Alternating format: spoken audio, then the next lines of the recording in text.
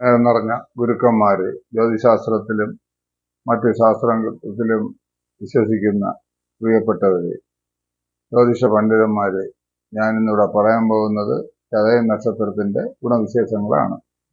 ചതയ നക്ഷത്രം ഒരു സാത്വിക നക്ഷത്രം, അതായത് ഒരു ദൈവിക നക്ഷത്രമായിട്ടാണ് നാം എപ്പോഴും കാണാറുള്ളത്. അതിനെ ഊന്നാളിന്റെ കൂട്ടത്തിലും പെടുത്താം. ഗ്രഹം തുടങ്ങുവാനും ഗ്രഹത്തിൽ പ്രവേശനത്തിനും മറ്റ് ഗാർഹികമായ പല കാര്യങ്ങൾക്കും ചതയ നക്ഷത്രം വളരെ ഉത്തമമായി സ്വീകരിക്കാവുന്നതാണ്. ചതയ നക്ഷത്രത്തിന് പൊതുവെ പല നൈപുണ്യങ്ങളും ഗുണങ്ങളും ഉള്ള ഒരു നക്ഷത്രവും കൂടെ ആകുന്നു. ഇത് ഈശ്വരന്റെ സഹായം എപ്പോഴും ഈ ചതയ നക്ഷത്ര ജാതകർക്ക് വർഷിക്കും എന്നതാണ് നമ്മുടെ പല അനുഭവങ്ങളിലും കാണപ്പെടുന്നത്. വലിയ മഹാന്മാരും പണ്ഡിതന്മാരും ജ്ഞാനികളും ദൈവജ്ഞരും കലാകാരന്മാരും കവികളും അതുപോലെ തന്നെ മറ്റ് സാധാരണക്കാരിലും വലിയ ഭക്തരും ഈശ്വര സങ്കല്പത്തെ കൈവിടാതെ പൂജാ കർമ്മങ്ങൾ നടത്തുന്ന ഇവർ പൊതുവെ സാത്വികമായ കാര്യങ്ങളിൽ ഏർപ്പെടുന്നതിലാണ് ഇവർക്ക് താല്പര്യം. ചതയ നക്ഷത്ര ജാതകർ പൊതുവെ മുഖത്തിന് ഒരു മുഖ സൗന്ദര്യവും ചൈതന്യവും ദൈവാധീനമുള്ള കണ്ണും നെറ്റിയും മൂക്കും മുഖവും ഒക്കെ ഇവർക്കുണ്ട്. ഇവർ പൊതുവെ സാങ്കേതിക വിദ്യയിലും അതുപോലെ തന്നെ മറ്റ് വിദ്യാഭ്യാസങ്ങളിലും വളരെ പ്രശസ്തരും മേന്മയുള്ളവരുമാകുന്നു. ഇവർ വിദേശ സ്വദേശത്ത് സഞ്ചരിക്കുവാനും അവിടം വഴി പണശേഖരത്തിനും പലർക്കും സാധിക്കുന്നു. ഇവർക്ക് മെയ് 1 മുതൽ ഇവർക്ക് സമയം പൊതുവെ അനുകൂല ഘട്ടമാകുന്നു. ഗ്രഹം നന്നാക്കാനും ഗ്രഹം തുടങ്ങുവാനും ഗ്രഹപ്രവേശനത്തിനും പുതിയ വാഹനങ്ങൾ കൈകാര്യം ചെയ്യുവാനും പുതിയ തൊഴിൽ ലഭിക്കുവാനും വിദേശ സ്വദേശവാസം നടത്തുന്നതിനും എല്ലാം അനുകൂല സമയമാകുന്നു. ഈ മുതിർന്നവർക്ക് സന്താനങ്ങൾക്ക് വേണ്ടി മുടങ്ങിയ വിവാഹങ്ങൾ നടത്തുവാനും അനുകൂല സമയം. അതുപോലെ ചെറുപ്പക്കാർക്ക് വിവാഹത്തിന് അനുയോജ്യമായ വധുവിനെയും വരനെയും കിട്ടേണ്ട അവസരങ്ങൾ യുവജനങ്ങൾക്ക് ഉണ്ടാകുന്നതാണ്. പൊതുവെ രാഹുർ ദശയിലാണ് ഈ നക്ഷത്രത്തിന്റെ ഉദയം. അതായത് രാഹുർ 18 കൊല്ലം, നമുക്ക് ഏതാണ്ട് 10 കൊല്ലം ജന്മശിഷ്ടമെടുക്കാം. 10 കൊല്ലം രാഹുർ ദശ. രാഹുർ ദശയിൽ 2-3 കാലങ്ങളിൽ ബാലപീഡകളും ശേഷം കുടുംബത്തിന് ഐശ്വര്യവും ജാതകർക്ക് പഠന അനുഭവ നേട്ടങ്ങളും പിതാവിനും മാതാവിനും അവരുടെ കഴിവനുസരിച്ചുള്ള തൊഴിൽ യോഗങ്ങളും ചിലപ്പോൾ 4 വയസ്സ് 4.5 ശേഷം സഹോദര ഗുണ യോഗങ്ങളും ഈ സമയത്ത് ചതയ നക്ഷത്രജാതകർക്ക് അനുഭവമാകുന്നു. അങ്ങനെ 8, 9 ഈ കാലങ്ങളിൽ കുറച്ച് അരിഷ്ടതകളും ത്വക്ക് രോഗം, ബാലപീഡകൾ, അരിഷ്ടതകളെല്ലാം ഇവർക്ക് വന്നു ചേർന്നിരിക്കാം. 10 വയസ്സും ഏതാണ്ട് 10 വയസ്സ് മുതൽ ജന്മശിഷ്ടത്തിന് വ്യത്യാസം വരും, എങ്കിലും 10 വയസ്സ് വരെ ഏതാണ്ട് സർപ്പദശയും ശേഷം അത് കഴിഞ്ഞാൽ 16 കൊല്ലം ഇവർക്ക് വേഗദശാകാലമാകുന്നു. അപ്പം 10ഉം 6ഉം 10ഉം 16ഉം 26 വയസ്സ് വരെ വേഗദശ. വേഗദശാകാലത്ത് 12, 15, 19, 20, 21 ഈ കാലങ്ങളിൽ പഠനവും 21, 22 ഉദ്യോഗവും, സ്ത്രീകൾക്കാണെങ്കിൽ 22 മുതൽ 24 വിവാഹത്തിന് യോഗവും, പുരുഷന്മാർക്ക് ഈ കാലഘട്ടത്തിൽ പഠനവും സാമാന്യ ഉദ്യോഗത്തിനും 25 വയസ്സ് വരെ യോഗവും, 24, 25 ചില പുരുഷന്മാർക്കും വിവാഹത്തിനൊരു സമയമാകുന്നു. അത് കഴിഞ്ഞാൽ 19 കൊല്ലം ശനിദശാകാലമാകുന്നു. ശനിദശ തുടക്കത്തിൽ അത്ര നന്നായിരിക്കുകയില്ല.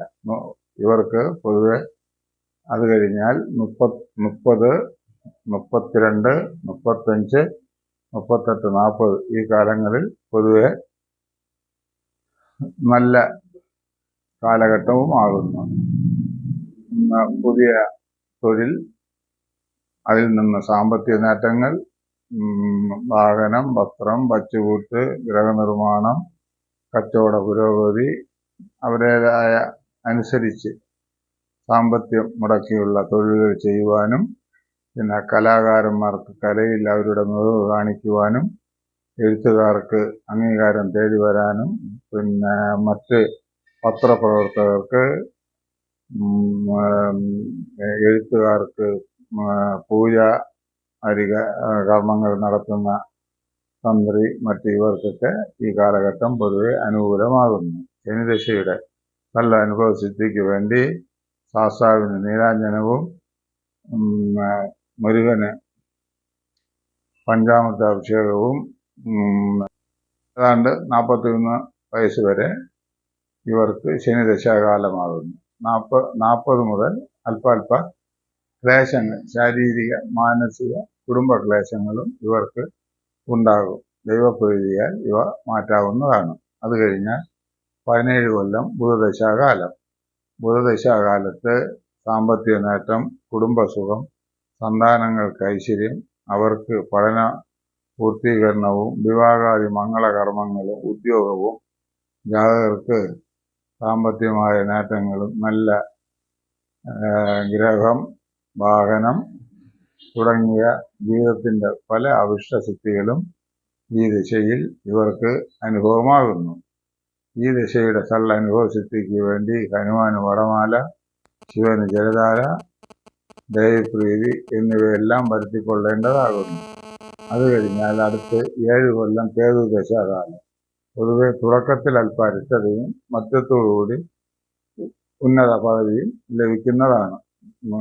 കേതുദശയിൽ ഇടവിട്ട് ത്വക്ക് രോഗം, ഞരമ്പ് രോഗം, തലച്ചുറ്റ് എല്ലാം വന്നു ചേർന്നിരിക്കാം. അതാത് സമയങ്ങളിൽ അതാത് ചികിത്സകളും പൂജാകർമ്മങ്ങളും നടത്തി ദോഷങ്ങൾ പരിഹരിച്ചു കൊള്ളുക. അത് കഴിഞ്ഞാൽ 20 കൊല്ലം ശുക്രദശ.